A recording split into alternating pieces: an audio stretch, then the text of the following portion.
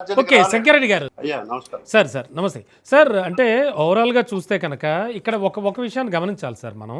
అంటే అయ్యా మీరు చెప్పినట్టుగానే చిరంజీవి గారు చెప్తున్నది ఏమిటంటే, విభవ రూపంలో ఉన్నటువంటి శ్రీరామచంద్రమూర్తికి వివాహం జరిగినప్పుడు వాసిష్ఠ గోత్రోద్భవుడు అన్నారు. ఓకే అండి. అలాగే గౌతమ గోత్రోద్భవస్య జనకతనయ అన్నారు సీతమ్మ తల్లిని. అయితే ఇప్పుడున్నటువంటి శ్రీరామచంద్రమూర్తి, సీతమ్మ తల్లి ఎవరైతే భద్రాచలంలో వేంచేసి ఉన్నారో, కొలువై ఉన్నారో, వారిరువురు కూడా ఆల్రెడీ వారిని ఖచ్చితంగా అర్చామూర్తి గోత్రంతో అర్చామూర్తిగా ఉన్నారు కాబట్టి ఈ గోత్రంతోనే చెయ్యాలి. ఇదంతా కూడా అర్థం లేని చర్చ, అర్ధరహితం, అలాగే అక్కర్లేని చర్చలు అని కూడా చిరంజీవి గారు ఒకసారి అనడం మనం చూసాం ఆల్రెడీ. అయ్యా చిన్నజీయర్ గారు ఈ పండితుల జోలికి మేము వెళ్ళదలుచుకోలేదు కానీ మేం పామరులం. ప్రజలందరూ కోరుకునేది సీతారామ కళ్యాణం అని చెప్తున్నారు. సీతారామ కళ్యాణం జరగాలి. వరుడిగా రాముల వారి పేరు చెప్పాలి. గోత్ర ప్రవర్లు కూడా రాముల వారి సీతమ్మ వారి గోత్ర ప్రవర్లే చెప్పాలి. ఒక్క మాటలో చెప్పాలంటే అయ్యా, మరి శ్రీరామచంద్రుడు ఇక్కడ ఈ నడయాడిన ప్రాంతం ఇది. ఈ ప్రాంతంలో నడయాడాడు కాబట్టి భద్రుని కోరిక మేరకు, ఆయన తపస్సు మేరకు ఇక్కడ వెలిశాడు. స్వయంభూగా వెలిశాడు. స్వయంభూగా వెలిసిన తర్వాత సరే శబరికి మోక్షం ఇచ్చాడు. ఆ యుగంలో అన్ని అయిపోయినాయి. దమ్మక్క తర్వాత ఈ యుగంలో ఉంది. దమ్మక్క భక్త రామదాసు అలియాస్ మన కంచర్ల గోపన్ అలియాస్ భక్త రామదాసు మన నేలకొండపల్లి మండలం ఉమ్మడి ఖమ్మం జిల్లా వాస్తవ్యుడు. మరి ఆయన తహసీల్దార్ గా పాలనకు వచ్చినప్పుడు ఆయన ఈ ప్రాంతానికి ఇచ్చేసినప్పుడు ఇక్కడ ఉన్న దమ్మక్క వేడుకుంటే ఇక్కడ గుడి కట్టు రాముల వారికి నాయన అంటే ఆయన కూడా కళ్ళకు వచ్చింది సంగతి. అంటే అయ్యో రాముల వారి స్థితిలో ఉన్నాడు అని చెప్పి ఆయన రామాలయం నిర్మించిన తర్వాత మరి కమ్యూనికేషన్ గ్యాప్ ఏదో కాణిశాఖ వరకు ఆయన కమ్యూనికేషన్ వెళ్ళకపోవడం, ఆ తర్వాత ఆయన్ని గోల్కొండ చెరసాల్లో బంధించడం, ఇవన్నీ జరిగిన విషయాలు మనందరం చూస్తున్నాం. ఆ చెరసాల్లో బంధించినప్పుడు రామోజీ లక్ష్మోజీ పేరుతో తానిషాకి స్వప్నంలో కనపడ్డారా లేకపోతే నిజంగా కనపడ్డారా అనేది అది తానిషా గారే చెప్పాలి. ఆ రోజున తానిషా గారు. కానీ తానిషా గారు ఆ స్పృహలోంచి బయటకు వచ్చి తన్మయత్వం చెంది ఎదురుగా చూసుకునేసరికి 6 లక్షల వరహాలు బంగారు నాణ్యాలు ఉన్నాయి. ఆనాటి కరెన్సీ ఉంది రామమాడ.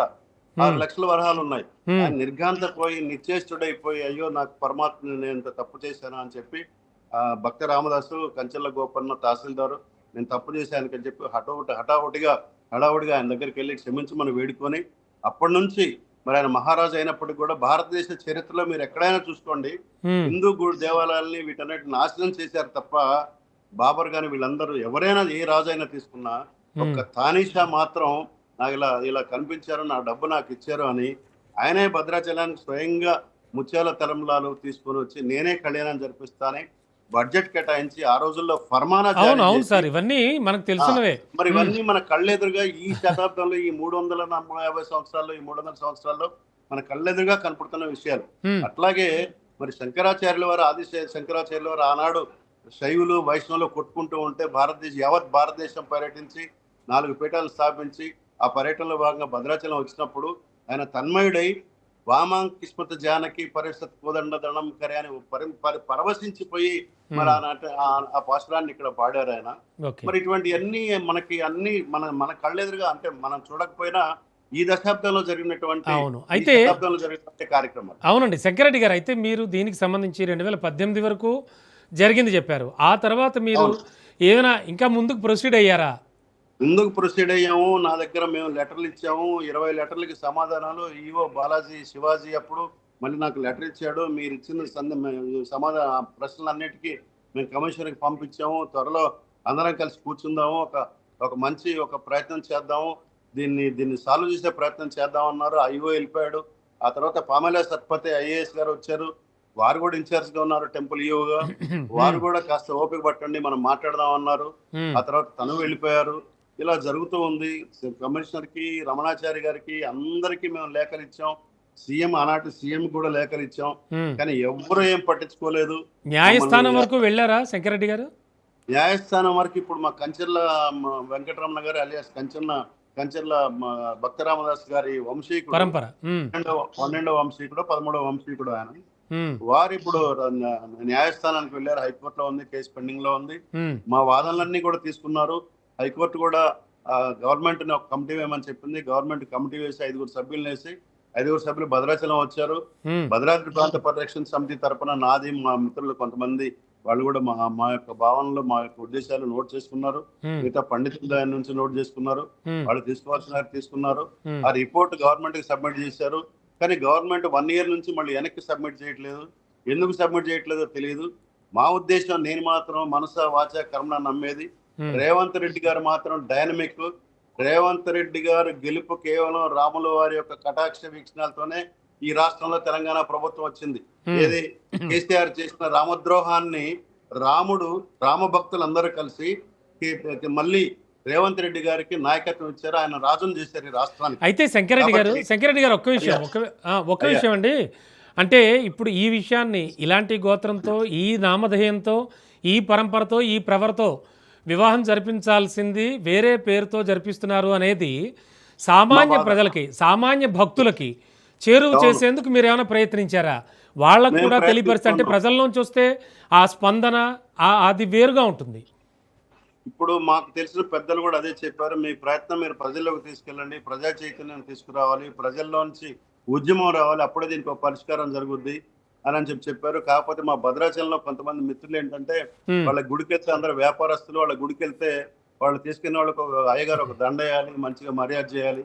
వాళ్ళకి కావాల్సింది అయ్యగారే దేవుడు తప్ప రాముడా, రావణుడా, లేకపోతే రాక్షసుడు అనేది వాళ్ళకి అవసరం లేదు. కాబట్టి తర్వాత మా మీద కేసులు పెట్టారు. కాబట్టి వాళ్ళ జోలికి పోతే కేసులు పెడతారని కూడా ఉంది. వరంగల్లో కూడా ఇంకెవరినో కూడా కొట్టారంట. జిఎస్ మనుషులు పెద్ద ఆయన చాలా పండితుడంట, ఆయన ఇంటి మీదకి పోయి అటాక్ చేశారంట. కాబట్టి ఈ భయాలన్నీ ఉన్నాయి. నా మీద కూడా ప్రయోగం చేశారు. ఇది నా దగ్గరికి వచ్చి మాట్లాడడానికి జిఎస్ శిష్యులు.